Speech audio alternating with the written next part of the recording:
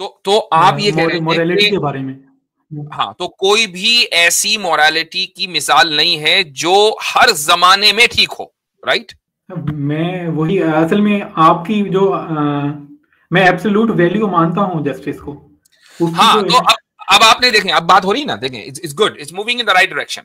आपने शुरू में जो दावा किया, कहा कि भाई एब्सोल्यूट ट्रूथ होता ही नहीं है। अब आप इस पर आ गए हैं कि हाँ, हम इंसाफ को, जस्टिस को, एटलीस्ट जस्टिस को हम एब्सोल्यूट वैल्यू मान सकते हैं। एक चीज को आपने एब्सोल्यूट मान लिया। एक चीज तो है दुनिया में, एक चीज ऐसी है कि जिसको आपने एब्सोल्यूट मान लिया है। तो ये जो ट्रांजिशन हुआ है कि nothing is absolute to at least one thing is absolute, ये ट्रांजिशन 5-10 मिनट के अंदर हो गया, अल्हम्दुलिल्लाह। डॉक्टर साहब, मैं एक चीज बताता हूं आपको। आपका इशू ये हरगिज नहीं है कि हम हायर कॉन्शियसनेस हैं, लोअर कॉन्शियसनेस है, ये इशू आपका नहीं है। गो के आप साइकाइट्रिस्ट हैं। आपका एक और इशू है। वो इशू ये है कि आप एक तरह के ऐसे ट्रॉमा में हैं कि जिसकी बुनियाद एक्सेसिव सिंपैथी है। मेरे ख्याल में तो इंसान में जो बेसिक सिंपैथी है वो प्रायर होनी चाहिए, और इस तरह की मतलब एक इंसान जो कि इसी तरह से पैदा हुआ है और उसकी टेंडेंसीज, सेक्सुअल ओरिएंटेशन शुरू से इसी तरह की थी, और उसकी बुनियाद पे उसको जिंदा अगर जलाया जाए अगर या ये उसकी बात मदद है नहीं कि हर करते। इंसान में बेसिक सिंपैथी है और हर इंसान बेसिक सिंपैथी के साथ पैदा होता है, तो आप हरगिज ये ना कहें कि 1500 साल पहले जो सोल्यूशन था वो ठीक था। 1500 साल पहले भी गलत था। फिर ये कहिए, चूंकि बेसिक सिंपैथी हर जमाने में एक सी होती है। जी अब डॉक्टर बात साहब। है।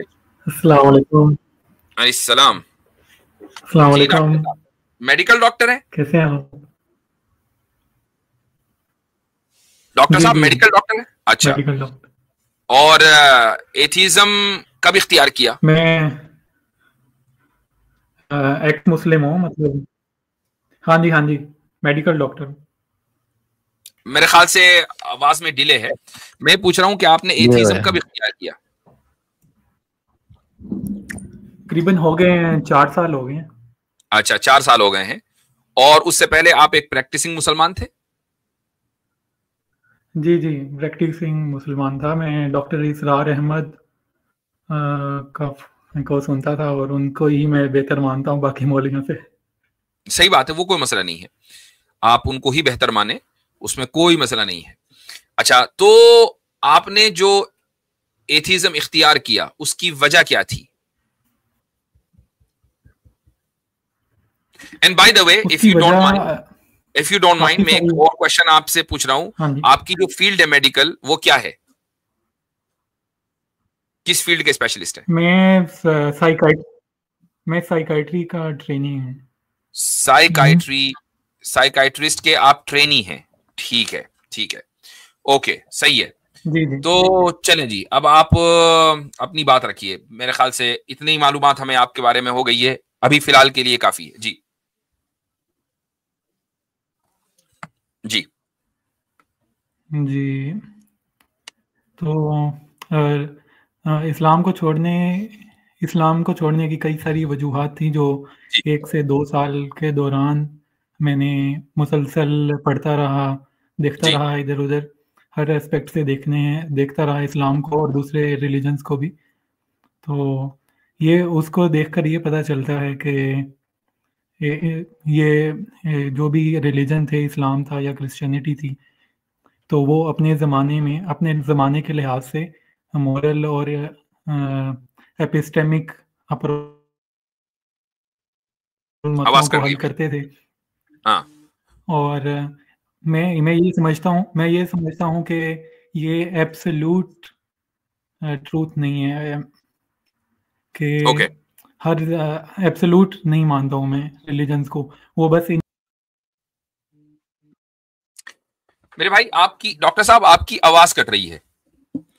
लास्ट चीज जो हमने सुनी आपसे वो ये कि आप एब्सोल्यूट ट्रूथ नहीं मानते हैं रिलीजन्स को, फिर उसके बाद आवाज कट गई है। हेलो डॉक्टर साहब, आवाज आ रही है? जी, बस मैं यही कह रहा था। और हाँ जी, आ रही है। जी, तो मैं ये पूछना चाह रहा हूं आपसे तो कि क्या मैं ये आप समझता हूँ एब्सोल्यूट, होल्ड ऑन, मैं ये कि पूछ ये रहा हूं आपसे कि क्या आप एब्सोल्यूट ट्रूथ मानते भी हैं या नहीं मानते? नहीं, मैं नहीं मानता हूँ किसी चीज को, मैं एब्सोल्यूट नहीं मानता हूँ। एब्सोल्यूट ट्रूथ होता है या नहीं होता, या हो ही नहीं सकता एब्सोल्यूट ट्रूथ?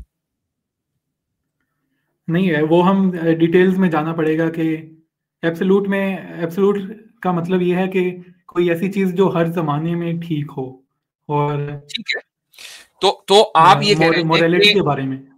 हाँ, तो कोई भी ऐसी मोरालिटी की मिसाल नहीं है जो हर जमाने में ठीक हो, राइट? जी, मैं ये समझता हूँ कि ये इंसान की कॉन्शियसनेस बढ़ने के साथ साथ, उसकी रैशनैलिटी बढ़ने के साथ साथ इंसान ज़्यादा अवेयर हो जाते हैं, तो ठीक ज़्यादा है, मॉरल ठीक है, डिसीजन ज़्यादा। ठीक है।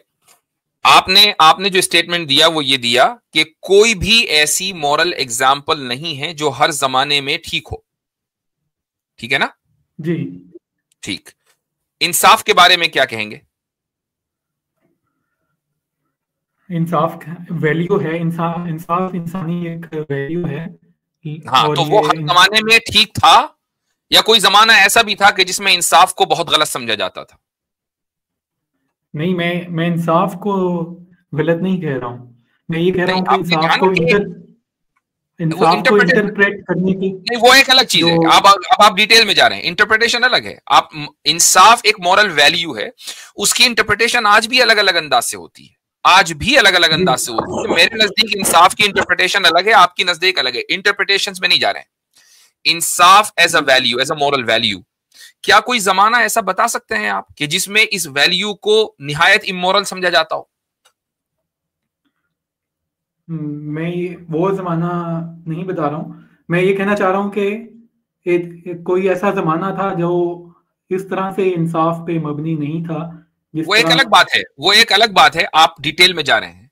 आपने कहा मैं एब्सोल्यूट ट्रूथ नहीं मानता हूं, कोई चीज एब्सोल्यूट नहीं है। मैंने आपसे इसीलिए आपका स्टेटमेंट 2-3 मरतबा सुना कि कोई जी, भी ऐसी मॉरल वैल्यू नहीं है जो हर जमाने में मॉरल हो। आपने ही ये स्टेटमेंट बार बार दिया, मैंने दोबारा कहलवाया आपसे। अब मुझे नहीं, अब मुझे आप डिटेल में जाए बगैर ये बताएं कि हाँ जी, 5000 कबल मसीह वो दौर था जहां इंसाफ को इमोरल समझा जाता था, तो ठीक है, मैं मुकदमा हार गया, आप जीत गए, बात सही हो गई। लेकिन ऐसा है नहीं। असल असल मैं ये मेरा ये कहने का मतलब ये नहीं था। मैं ये मानता हूँ, मोरल वैल्यूज को मैं मानता हूँ, लेकिन उनकी जो इंटरप्रिटेशन होती है हर जमाने जी, के लिहाज से, जी, जी। वो जो डिफरेंट होती है, मैं उसकी वेरिएशन को मानता हूँ। तो वो उसमें कोई इख्तलाफ नहीं है हमारा आपसे कि जो इंसाफ की इंटरप्रिटेशन है, जाहिर है कि जब मेरी अकल अलग है और आपकी अकल अलग है, हमारा अकलों में तफावुत है, ये डिफरेंस है।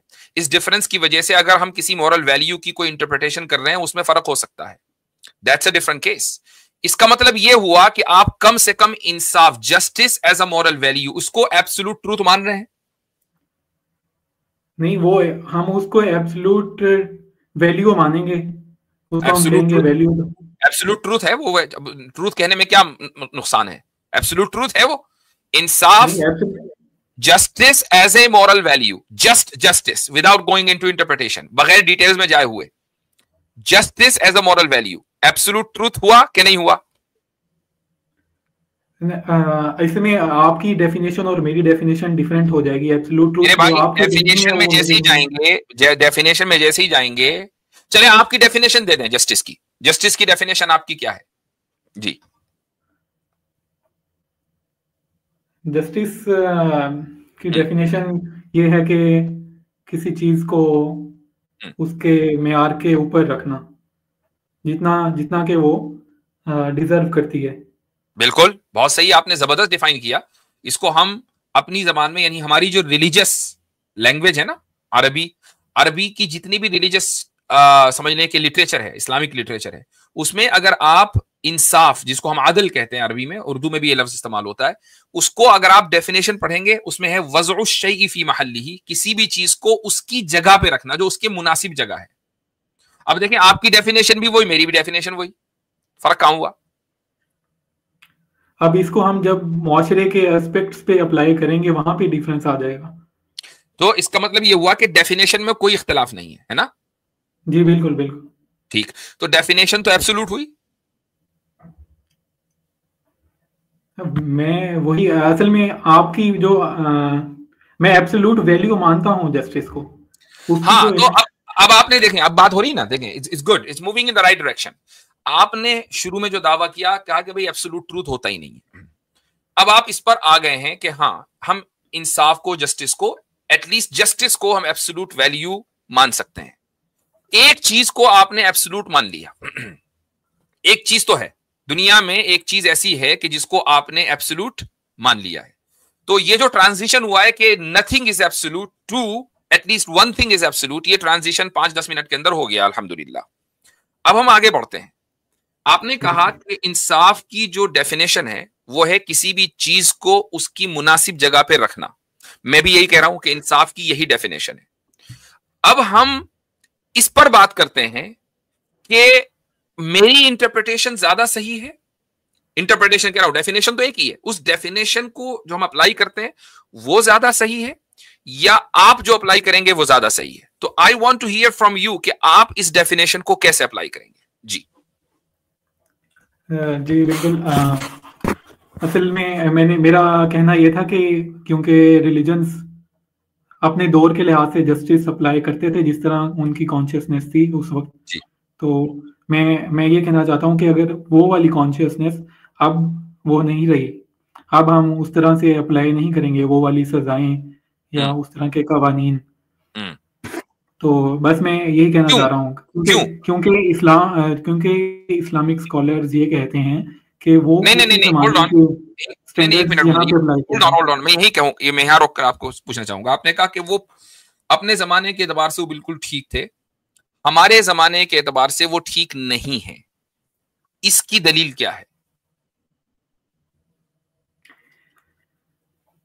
इसकी दलील है इंसान की रीजनिंग या कॉन्शियसनेस का बढ़ जाना, ओवरऑल कलेक्टिव कॉन्शियसनेस कह लें आप तो। नहीं, ये इसकी इसकी दलील क्या है कि हम अपने जमाने के एतबार से जो सोच रहे हैं वही बेहतर है, सिवाय इसके कि हम सोच रहे हैं, इसके अलावा कोई और दलील है? नहीं, मैं ये कहना चाहूंगा कि जो हम हमारे जमाने के लिए बस जो हमें समझ आ रहा है हमने उस तरह से अप्लाई करना है। अब आने हाँ, वाले लोगों के तो लिए मुझे उनको जिस बताएं, तरह समझ हमें जो आएगा। समझ में आ रहा है हमें सिर्फ उस तरह अप्लाई करना है, इससे बढ़कर कोई और डॉगमा हो सकता है? नहीं, ये डोगमा तो ना हुआ ना, ये तो आपने मेरे भाई, एक्सेप्टेंस की इससे है बढ़कर और अपनी। डॉगमा क्या है? एक आदमी ये कह रहा है कि मुझे जो समझ में आ रहा है ना वही सही है, चूंकि मैं 2025 में जी रहा हूं, वही सही है चूंकि मुझे समझ में आ रहा है। इससे बढ़कर और डॉगमा क्या है? नहीं, इसको डोगमा तो नहीं कहेंगे। डोगमा ये कहेंगे कि अच्छा, फिर जो डॉगमा किसे आज के कहते हैं? दौर में भी हम आज के दौर में भी अगर हम कहें कि हम 1500 साल पहले वाले कवानीन को अप्लाई करेंगे तो हम जी, ये कहें, इसे कहेंगे डॉगमा डोगमा। डॉगमा डॉगमा समझते हैं आप डॉक्टर साहब? डॉगमा ये है कि मैं किसी भी चीज को बगैर दलील के इसलिए मान लूं चूंकि मुझे अच्छी लग रही है, डॉगमा है। नहीं, डोगमा मैं आपको बताता हूँ, मेरी डेफिनेशन ये है कि डोगमा ये है कि आप ब्लाइंडली ये मान लें कि जो पहले 1500 साल पहले की जो दुनिया थी वो आज की दुनिया भी उसी जी, तरह से चलेगी। चले, सही है। अगर मैं ब्लाइंडली ये मानूं कि आज की जो दुनिया है वो मेरी समझ के एतबार से जो 2025 में है चलनी चाहिए, ब्लाइंडली ही मान रहा हूं, ये डॉगमा क्यों नहीं है? नहीं, ये जो आप मान रहे हैं ये मैं सिर्फ ब्लाइंडली फर्क नहीं मान रहा हूँ। सिर्फ फर्क 1500 साल और 2025 यानी जमाने का फर्क हुआ ना। काम आप भी वही कर रहे हैं, हम भी वही कर रहे हैं, आपके एतबार से हम तो डॉगमा का शिकार और आप ना हो। आप एक जो अगर ये बात है कि आप रिग्रेसिव दलील के मुताबिक कर रहे हैं तो मैं वही तो पूछ रहा था आपसे, मुझे वो दलील दीजिए कि जिसकी बुनियाद पर आप ये कहते हैं कि 2025 का जो मॉरल इंटरप्रिटेशन है जस्टिस का वो ज्यादा बेहतर है। क्योंकि इंसान की कॉन्शियसनेस इस लेवल पे है जहाँ पे अभी हम हैं। अगर कोई कहता है कि हम 1500 साल पहले वाली कॉन्शियसनेस के रूल्स आज की हायर कॉन्शियसनेस वाले इंसान की सोसाइटी में अप्लाई करेंगे ये तो आपका ये आप मुनासिब मेरी होगा। बात समझ नहीं पा रहे, मुझे हैरत है कि आपकी जो फील्ड है वो उसके एतबार से तो आपको मेरी बात फौरी तौर पर समझ में आनी चाहिए। ये सवाल कि हमारी कॉन्शियसनेस हायर है, इसकी दलील क्या है, मैं वो मांग रहा हूं इतनी देर से। क्योंकि अदर देन इसकी other than other than being ahead in time आपके पास कोई दलील नहीं है कि हमारी कॉन्शियसनेस हायर है। हाँ, मेरे पास ये दलील है कि आज हम लोगों को उनके बिलीफ सिस्टम छोड़ने पर नहीं कत्ल करते। ओके, जो भी ये दलील है, ठीक है। कसर भाई, आपने लेकिन माइक अनम्यूट किया, I think you want to say something. लेकिन लेकिन जी 1500 मैं साल ये पहले बिलीफ 1500 सिस्टम को साल चेंज करने पे मार देते थे। जी जी मैं ये 1500 साल वाली बात जो है मैं इस पे बहुत ज्यादा एम्फसाइज कर रहे हैं। आप एथियस्ट हैं, मुझे बताइएगा कि बाय लॉ आप समझते हैं कि शराब पीने की इजाजत होनी चाहिए?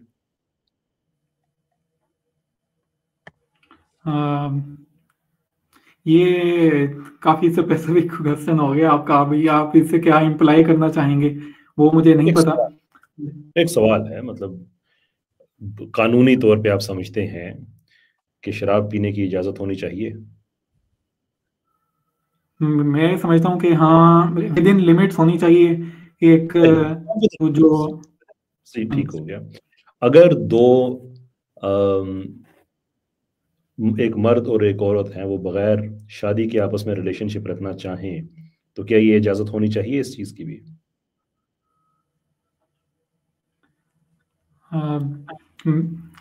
आप मेरे ख्याल से होनी चाहिए इसकी इजाजत। ठीक है, लेकिन मैं मैं इस आपको चीज को पसंद नहीं करता हूँ। वैसे मैं इस वो तो चीज को जाती पसंद नहीं करता हूँ। मैं थोड़ा सा कंजर्वेटिव एथियस्ट हूँ। तो ठीक हो लेकिन गया, बात खत्म हो गई, मैं आपकी फितरत बात। बाकी है डॉक्टर साहब की जी। और एक सवाल और पूछ लेता हूँ कि हायर कॉन्शियसनेस जो आपने कहा ना, उसको सामने रखते हुए दो मर्द अगर चाहें कि हम आपस में रिलेशनशिप रखें, तो वो इजाजत भी होनी चाहिए? ये तो बिल्कुल मेरा इस पे वही स्टांस है पहले वाला के नहीं, क्योंकि आपको तो DSM-5 फॉलो करना चाहिए, आप DSM-3 पे कहां चले गए? नहीं, अभी हाँ जी, वो अभी तो अलाउ है। ये जी आप होमोसेक्सुअलिटी बिल्कुल आप नॉर्मल चीज आप है एक साइकाइट्री में। आप साइकोलॉजी फील्ड से आते हैं, तो DSM-5 आपका वो है ना डॉक्यूमेंट। जी ठीक जी। हो गया। बस जी मैं आपसे यही जानना चाह रहा था। अब ये जो 1500 साल वाली आप बात करते हैं ना, कि 1500 साल पहले जो होता था तो वो बस पुराना था, वो नहीं होना चाहिए था। आपने शराब नोशी के हक में कहा कि हाँ, कानून इजाज़त होनी चाहिए। वो क़ब्ल इस्लाम भी हज़ारों साल से वो प्रैक्टिस चली आ रही है। आपने आउटसाइड वेडलॉक रिलेशनशिप की बात कही, ये आपको ग्रीक और रोम क्लासिकल जो तहज़ीबें हैं, उनमें भी ये प्रैक्टिस आपको मिलती है, जो 1500 साल से बहुत पुरानी है। आपने हम जिन्स परस्ती के बारे में कहा कि ज़ाती तौर पे आपका जो व्यू है, लेकिन कानूनी तौर पे आप उसकी हिमायत करते हैं कि होनी चाहिए, ये भी आपको ग्रीक कल्चर के अंदर हज़ारों साल पुरानी मिलती है। जबरदस्त। तो ये जो आपका जो दलील है ना कि हम मॉडर्न हो गए, ये हो गए हैं, ये अच्छा मज़े की बात है कि इनमें से अक्सरियत प्रैक्टिसेस ज़माने जahलियत में मिलती थी। तो जी आप जिसे मॉडर्निटी कह रहे हैं, वो हमारे ज़माने जahलियत में है। आज ये जो ओनली फैन पे औरतें रिकॉर्ड कायम कर रही हैं कि इतने मर्दों के साथ हम रखते हैं ताल्लुक, ये इस्लाम से पहले उन्हीं अरबों में, यानी कि वो, मैं ये नहीं कह रहा कि वो इस्लाम से कोई 10,000 साल पुरानी बात कर रहा हूँ, उसी ज़माने में जो जो होता था ना, कबीले की जो औलाद होती थी, कि एक औरत के 8-8 मर्दों के साथ ताल्लुक होते थे। जब बच्चा पैदा होता था तो कबीले के सयाने आके बच्चे की जो वो क्या फाशनासी, वो उनको एक इल्म होता था, अरबी में पता नहीं उसे क्या कहते हैं, उसकी बेस पे वो डिक्लेयर करते थे कि फलां का बच्चा है, अदरवाइज होता था सारे कबीले का बच्चा है। मतलब ये वो सारी चीजें हैं जिसको आप मॉडर्निटी कह रहे हैं, हम उसको ज़माने जahलियत कहते हैं। तो ये 15 साल वाला ताना हमें ना दें, आप हज़ारों साल आउट ऑफ डेट हैं। जी। तो अब ये जो आपने मेरी पूरी बात का खुलासा ये हुआ कि जिस कॉन्शियसनेस को आप हायर कॉन्शियसनेस कह रहे हैं, वो तो लोअर निकली, क्योंकि वो तो हजारों साल वाली जो बात है आज उसी को रीइंस्टेट कर रही है। जी, ये इन्होंने अच्छा एक पॉइंट उठाया है। मैं इसमें ये कहना चाहूँगा कि हमारे इस्लामिक पर्सपेक्टिव में, जो इस्लामिक माशरों में, उस लिहाज से तो हम कह सकते हैं कि हमारी अभी की कॉन्शियसनेस हायर है इस्लामिक पर्सपेक्टिव में। लेकिन उन्होंने रोमन और ग्रीक्स की एग्जांपल दी, वहाँ पे फिलोसफर थे वो, उन पे रिलीजन का वो असर नहीं था इतना इतना उस टाइम पे। नहीं बाद नहीं में नहीं, क्रिश्चियनिटी का आ आप गया कसर था। भाई की बात नहीं समझे। आपने जो कहा ना जी 1500 साल, जिस कॉन्शियसनेस की आप बात कर रहे हैं, जिसको आप हायर कह रहे हैं, और जिसकी बुनियाद पर आप ये कहते हैं कि इंसाफ इंसाफ हम 2025 के अंदर तय करेंगे कि इंसाफ क्या होता है। जब हमने मसलन शराब की मिसाल दी, शराब पीने को आप लिमिट में ही सही आप इंसाफ कहेंगे, चूंकि इंसाफ का ताल्लुक सिर्फ किसी दूसरे की जात से नहीं होता, अपनी जात से भी होता है। दो मर्दों का एक साथ शादीशुदा रहकर जिंदगी गुजारना, शादी वाली जिंदगी गुजारना, इसको भी आप इंसाफ कहेंगे, लेकिन ये चीज तो हजारों साल पहले की है। तो आपकी कॉन्शियसनेस ने ज्यादा इवॉल्व करके आगे बढ़ के इस चीज को बैन क्यों नहीं किया? ये हमें क्यों बैन करना पड़ा? अगर ये चीजें तो बदल जानी चाहिए थी। हाँ, उस वक्त भी जितना मुझे याद है कि ये चीज कानून में नहीं होती थी, कानून में इसकी ममानियत ही होती थी। वो ये लोग आपसे अपने किसने कह दिया, ये आपसे किसने कह दिया कि उस वक्त भी ये चीजें कानून में नहीं होती थी? अभी आपको ट्राइबल लॉ बताया कि एक औरत 10 मर्दों से शादी करती थी और फिर कबीले के सियाने आकर आइडेंटिफाई करते थे कि इसका बाप कौन है। ये बाकायदा एक प्रैक्टिस, एक लॉ था, यानी जिसको कबीले की सतह पर कबूल कर लिया गया था, और एक कबीले में नहीं, तकरीबन अरबों के यहाँ हर कबीले में ऐसा ही था। अच्छा, फिर आप तो, आपकी फील्ड तो साइकोलॉजी है, बायोलॉजिकल मुझे कोई बेनिफिट बताएं दो मर्दों के एक साथ रहने का। बगैर बायोलॉजी पढ़े हुए तो आप साइकोलॉजी तक नहीं पहुंचे होंगे। जी बिल्कुल, बायोलॉजिकल हर चीज का बेनिफिट होना जरूरी नहीं है कि हर उसका चीज का बेनिफिट होना जरूरी नहीं है, कुछ चीजें बगैर बेनिफिट के भी कर ली जाती हैं, राइट? जी जी, हाँ जी। कुछ चीजें बगैर बेनिफिट के भी कर ली जाती हैं। ये जो आप एक मर्द के साथ जिंदगी गुजारने को सही कह रहे हैं जबकि उसका फायदा कुछ नहीं है, इसको इंसाफ के पैमाने पर जरा रखकर साबित करें। क्योंकि वो दोनों आपस में उनकी आजाद रजामंदी है, आपस में उनकी एक फ्री विल है। अच्छा, आपस की रजामंदी की बुनियाद पर चूंकि वो दोनों एक साथ रह रहे हैं, अब मान लें मुआशरे में 50 से 60% मर्द ऐसे ही हो गए, ठीक है, जो आपसी रजामंदी के साथ मर्दों के साथ रहना चाहते हैं, तो मुझे बताएं कि उससे ह्यूमैनिटी को नुकसान होगा या नहीं होगा? जी हो सकता है नुकसान होगा, लेकिन नुकसान असल होगा, में मैं नुकसान अभी होगा बताता हूँ आपको। होमोसेक्सुअलिटी जो है ना, जी। ये हमारे डिटरमिन होती है, ये उनके इख्तियार में नहीं होती। नहीं नहीं, ठीक है, हमने मैं खुद वो एक अलग टॉपिक हो गया, वो एक अलग टॉपिक हो गया। बात यह है कि अगर मान लीजिए 50%, तो 50 मैंने बहुत लंबा नंबर बता दिया, 10% भी होंगे तो यह हशर होगा, लेकिन चलो 50% से ज्यादा मर्दों ने यह तय किया कि भाई हम आपस में रहेंगे शादी वाली जिंदगी, तो ह्यूमैनिटी को, ह्यूमन रेस को नुकसान होगा। तो आपने जो ये कहा ना कि नहीं, बाज मर्तबा बगैर नफे के भी, बगैर फायदे के भी किसी चीज को बर्दाश्त कर लिया जाता है, ठीक है, मैंने मान लिया, लेकिन नुकसान की वजह से तो बर्दाश्त नहीं किया जाना चाहिए। यहां तो एक आदमी का नहीं, पूरी ह्यूमन रेस का नुकसान हो रहा है, आप कैसे बर्दाश्त कर रहे हैं? ये कैसा इंसाफ है 2025 का? हम ये इसके नताइज जो होंगे वो हमें नहीं पता कि वो हमें शायद पता है, नुकसान हो या ये आपसे किसने कह दिया कि नहीं पता? क्या आपके पास इंपेरिकल एविडेंस नहीं है? क्या आपने किसी, अगर लेस्बियन कपल है या गे कपल है, उनके यहां औलाद होते हुए देखा है? ये तो इंपेरिकल एविडेंस है। सर डायरेक्ट DSM-3 से DSM-5 औलाद का जब लगा होना दी। जो है वो, औलाद का होना हमेशा ये नहीं होता कि उनका फायदा होगा फ्यूचर में। नहीं नहीं नहीं, बात हालांकि उनके फायदे की नहीं हो रही, बात ह्यूमन रेस की हो रही है कि उनके इस रवैये से ह्यूमन रेस को नुकसान है। तो जिस अमल से ह्यूमन रेस को नुकसान हो, आपकी सो कॉल्ड हायर कॉन्शियसनेस उसको अलाउ कर रही है। ये किसी हायर कॉन्शियसनेस है भाई? वो आप बात सही कर रहे हैं, अगर इतनी परसेंटेज हो जाती है तो गवर्नमेंट्स को कुछ ना कुछ रूल्स अप्लाई करने होंगे। फिलहाल तो गवर्नमेंट ये रूल अप्लाई कर रही है कि इस अमल को नॉर्मलाइज किया जाए। अब मैं आपको बताता हूं एक चीज, 1960 में आप चले जाएं, अमेरिका में सेक्सुअल रेवोल्यूशन आया, उस वक्त तक के जिना नॉर्मलाइज नहीं हुआ था, 60s के बाद जिना नॉर्मलाइज हुआ। अब नॉर्मलाइज होते होते होते होते यहां तक पहुंच गया कि अमेरिकन या यूरोपियन सोसाइटी में 50% से ज्यादा मर्द और औरतें जानी होते हैं कि नहीं होते? खुद बताइए, होते हैं? होते हैं। अब अगर 2020 में या इन लास्ट 10 सालों में होमोसेक्सुअलिटी को नॉर्मलाइज किया गया, तो आज से 50, 60, 70 साल के बाद 50% से ज्यादा लोग होमोसेक्सुअल्स होंगे, जिस तरीके से लोग 50% से ज्यादा लोग जानी है। जी, अगर ऐसा होता है तो फिर इन गवर्नमेंट्स को कुछ ना कुछ इकदाम करने चाहिए। तो वो इकदाम अगर 1400 साल पहले हमने कर लिया तो भाई हम तो हम तो हाईएस्ट कॉन्शियसनेस है, फिर हम तो पहले ही इकदाम करके बैठे हैं। नहीं, असल में आपने जो इकदाम किया था वो बिल्कुल उनको सिरे से आपका एग्जाम जब आएगा जब जब जब चिड़िया खेत चुग गई होगी। हमने तो पहले आपने उनका इकदाम इस तरह से किया है कि आपने उनको जिंदा जलाए। हमने उसको इलीगल किया। आपने इलीगल किया, आप इलीगल करें, क्यों नहीं करते? इलीगल नहीं, बल्कि वो उनकी जान ली है आपने। इलीगल किया ना, पहले इलीगल किया ना। मेरे ख्याल से मैं ये कहना चाहूंगा कि किसी अब आपको किसी चीज को रोकने के लिए आपने मैं उसकी जान ही ले ली है। डॉक्टर साहब मैं एक चीज बताता हूं आपको।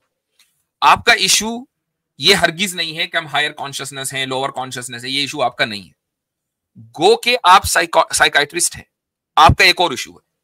वो इशू ये है कि आप एक तरह के ऐसे ट्रॉमा में हैं कि जिसकी बुनियाद एक्सेसिव सिंपैथी है। और यकीन ना है तो किसी बेहतर साइकाइट्रिस्ट को दिखा लीजिएगा। आप एक ऐसे ट्रॉमा का शिकार हैं कि जिसकी बुनियाद एक्सेसिव सिंपैथी है। नहीं मतलब ये तो बेसिक सिंपैथी बनती है अगर आप किसी को होमोसेक्सुअल हो। उसकी वजह है तो अभी आपने शुरू में आकर कहा, शुरू में आपने आकर सबसे पहले इल्जाम क्या लगाया?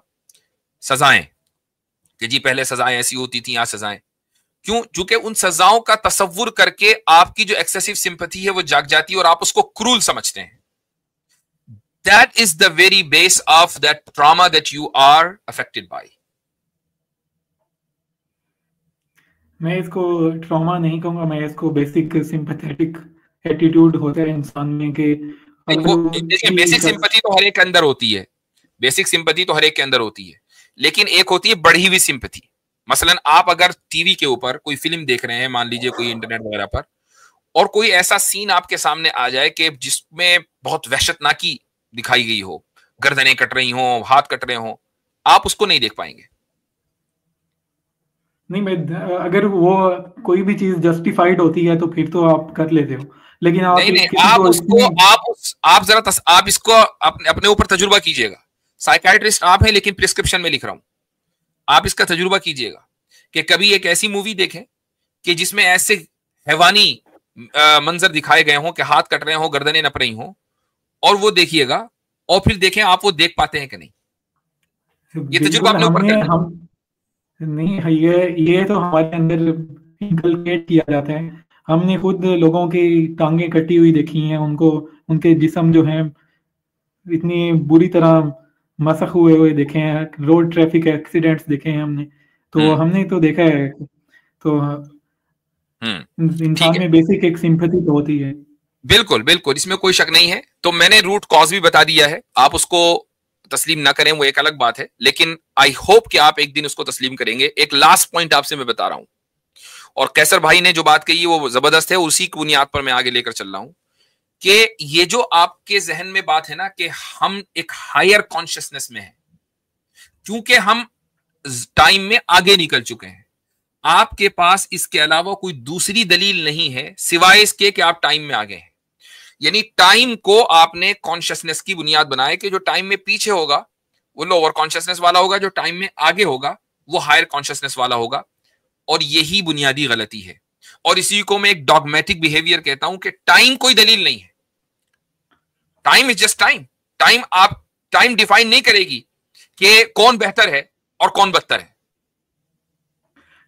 मैं भी इस बात को मानता हूं कि टाइम डिफाइन नहीं करता है, बल्कि इंसान की सोच और उसकी फिलॉसफी और दूसरे के लिए जो हमदर्दी है और इसकी बुनियाद पे बनाए हुए जो एक कल्चरल या सोशल कॉन्ट्रैक्ट्स हैं, वो इंसान की हायर कॉन्शियसनेस के लिए रिस्पॉन्सिबल हैं, चाहे वो किसी भी जमाने में हो। तो बस बात खत्म हो गई। तो फिर आपका ये आर्ग्यूमेंट ही खत्म हो गया कि हम 1500 साल वाले कानून पे क्यों चले, हम 2025 वाले कानून पे क्यों नहीं चलते। तो अब टाइम को बीच में लेकर आइए, आप 1500 साल 1400 साल की बात ही ना करें। ये चीज अब रिलेवेंट हो गई, आपने खुद ही इसको तस्लीम कर लिया।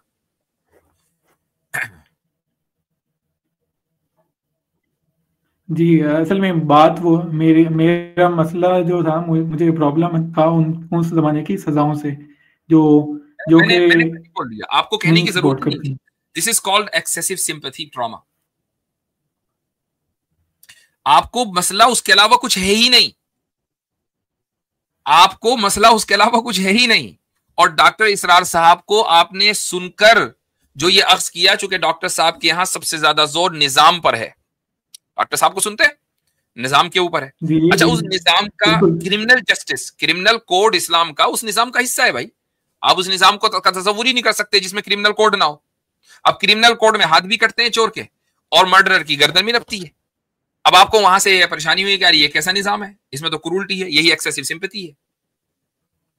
तो मैंने तो आपका जो सिम्टम है उसको देखकर रूट कॉज बता दिया बीमारी का।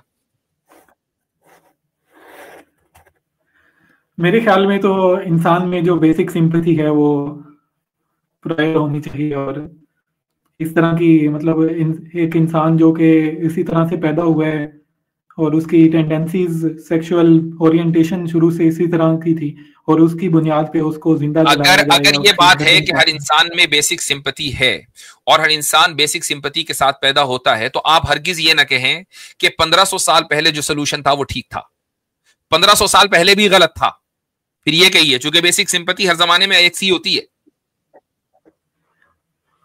हाँ, ये आप सही कह रहे हैं, कह सकते हैं इस बात को, लेकिन इसका मतलब ये हुआ कि इंसानी तारीख ने आज तक कोई सोल्यूशन दिया ही नहीं सिवाय 2025 में जो सोल्यूशन है। हम ही मॉरल हैं, हम ही कॉन्शियस बीइंग हैं, हम ही सबसे बेहतर हैं, हमसे पहले ना कोई बेहतर था, ना कोई कॉन्शियसनेस वाला था, सब गलत थे। That is the gist of your claim. मैं ये दावा नहीं करूंगा कि आज की दुनिया में जो हम जिस तरह से हम रह रहे हैं वो सबसे ज्यादा हायर मोरालिटी की मिसाल है। मैं ये दावा करूंगा कि हर इंसान जो कि सोचेगा, फिलोसॉफिकली समझेगा, कल्चरल और सोशल कॉन्ट्रैक्ट को अगर हम बनाएंगे और उसके लिए रीजनेबली कोई रूल्स बनाएंगे, सोचते हुए इंडिविजुअल को और सोसाइटी दोनों को मद्देनजर रखते हुए, फिलॉसफी की बुनियाद पर, एम्पैथी, सिंपैथी की बुनियाद पर बनाएंगे, वो चाहे जिस दौर में भी हो वो बेहतर हो जाएंगे लोग। I don't know क्या कह रहे हैं आप, लेकिन जो बात फिलॉसफी की बेस पे आप सोशल कॉन्ट्रैक्ट बनाएंगे और वो रीजनेबल होना चाहिए तो उसको लोग एक्सेप्ट करेंगे, ये आपकी बात की समरी है। नाउ यूजेनिक्स जो कि एक कल्चरल मूवमेंट थी, एक फिलॉसफी की बेस पे कि आपने अच्छे सुप्रीम रेस के लोग क्रिएट करने हैं, उसकी बात को एक फिलोसोफर की बात से इन्फ्यूज करके, यानी कि नीत्शे, और उसके साथ बेचारे के साथ भी ज्यादती हुई। बहरहाल हिटलर के पास जो इन्फॉर्मेशन पहुंची थी वो नीत्शे वाली भी थी और यूजेनिक्स वाली भी थी। उसकी बेस पे उसने एक सोशल कॉन्ट्रैक्ट ऐसा क्रिएट किया कि हमें जो अनडिजायरेबल लोग हैं सोसाइटी के, उनको पर्ज करके एक बेहतर सोसाइटी क्रिएट कर सकते हैं, which seemed very reasonable so far as atheism is concerned। तो उसकी वजह से उसने रोमन जिप्सीज जो बहुत यहूदी हैं उनका कत्लेआम किया। इस सारी बात में आप एथियस्टिक व्यू पॉइंट से बताएं कि उसने क्या गलत किया। ये इसमें सारी मैंने वही उसने इंसानी हमदर्दी को ट्रैम्पल किया है। आपने वैसे जो फिलॉसफी की एग्जांपल दी है, मैं बोल सकता हूँ? जी जी जरूर। आपने जो फिलॉसफी भी आपस में कंपटीशन रहता है, फिलोसफर्स का भी, कम्युनिस्ट भी होते हैं, कुछ इंडिविजुअलिस्ट होते हैं, तो मेरे ख्याल में वो तो ये तो प्रॉब्लम चलता ही रहेगा, ये प्रॉब्लम चलता ही रहेगा, क्योंकि इंसान ने तो अपने सोच के मुताबिक। मैं आपसे ये जानना चाहता हूँ कि जो कम्युनिस्ट होते हैं वो एथियस्ट भी होते हैं? वो एथियस्ट भी हो सकते हैं, एथियस्ट होना जरूरी भी नहीं है। जरूरी नहीं है, पर प्रॉब्लम ये है कि जो कम्युनिज्म है बुनियादी तौर पे, कम्युनिज्म या सोशलिज्म, ये दोनों, असल तो सोशलिज्म है, देन खैर सोशलिज्म अचीवेबल चीज़ है, उसके बाद कम्युनिज्म बहुत ज़्यादा आइडियलिस्टिक चीज़ है, लेकिन हमारे पास जो उसकी मॉडर्न रेंडिशंस हैं वो मार्क्सिज्म कहलाती हैं।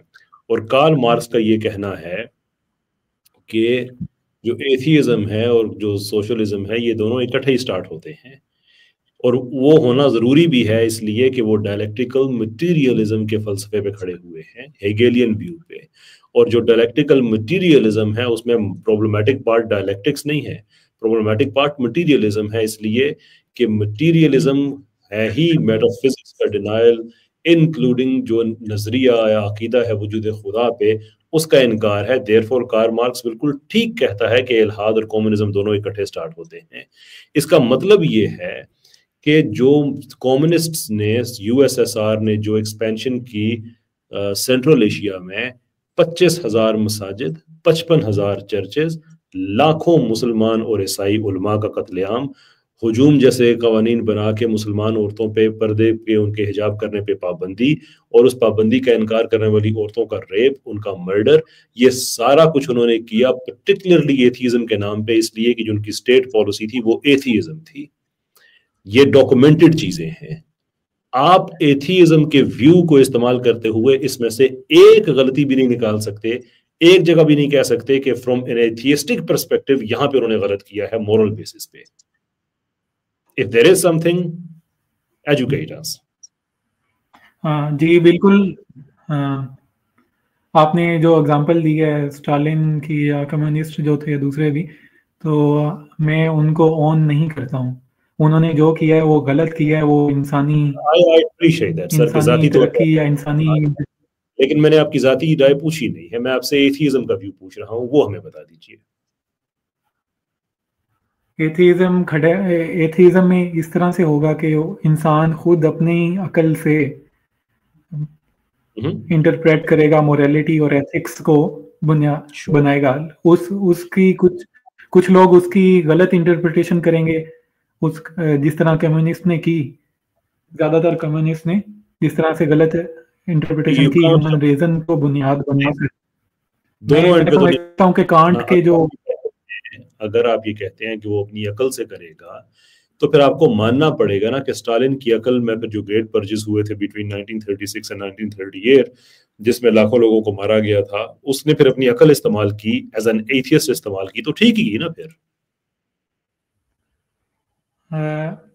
मैं अकल को एक पोटेंशियल के तौर पे तस्वुर करता हूँ, और उस पोटेंशियल को गलत और पॉजिटिव दोनों तरह से यूज किया जा सकता है। और देयरफॉर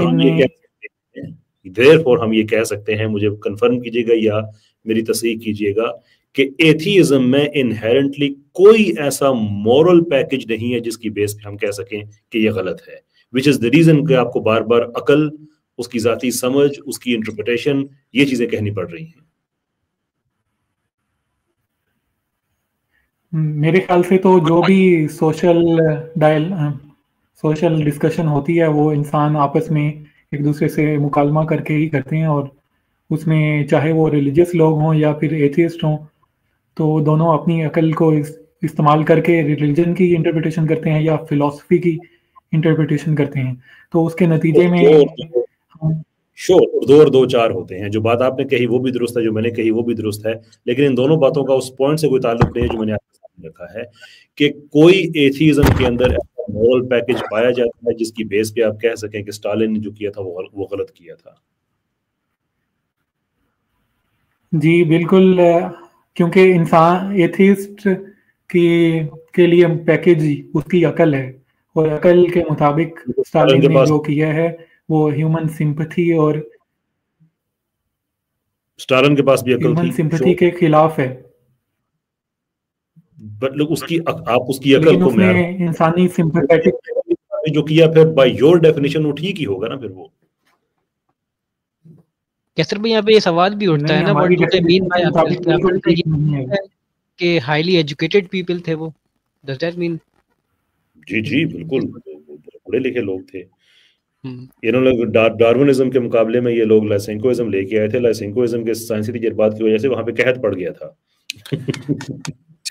चले, मेरे ख्याल से डॉक्टर साहब ऐसा है कि आपको बहुत सारे सवालात दे दिए हमने, और इसके ऊपर आप रिफ्लेक्ट करें। यानी डॉक्टर इसरार साहब भी को सुनते रहें। आपने शुरू में कहा था बाकी और मौलवी तो मुझे समझ में आते नहीं है, और मुझे लग रहा है, मुझे अंदाजा हो गया कि क्यों समझ में नहीं आ रहे हैं। लेकिन बहरहाल ये 2-3 सवाल आपके सामने हमने रख दिए हैं। You are an educated person, आप इन सवालात की रोशनी में कॉन्टेम्पलेशन करें। ये जो मसला है ना कि खुदा मौजूद है या नहीं है, ये दुनिया का सबसे बड़ा क्वेश्चन है, ये मामूली क्वेश्चन नहीं है। उसकी वजह यह है कि अगर वो मौजूद नहीं है तो हमारी जिंदगी बिल्कुल अलग होनी चाहिए, और अगर वो मौजूद है तो बिल्कुल अलग होनी चाहिए। यानी हमारी लाइफ स्टाइल कैसी होनी चाहिए, इसका बराह रास्त खुदा के वजूद या उसके न होने से ताल्लुक है। ठीक है, मरने के बाद क्या होगा इसका ताल्लुक इससे है कि खुदा मौजूद है या नहीं है। तो इसको इतना लाइटली न लें। ये जो क्वेश्चंस आपके सामने रख दिए हैं बहुत सीरियस क्वेश्चंस हैं, और इनके ऊपर गौर करें, और विद ऑल न्यूट्रलिटी गौर करें, और इंशाल्लाह मुझे उम्मीद है कि आप इस्लाम में वापसी करेंगे। जी शुक्रिया। चलें।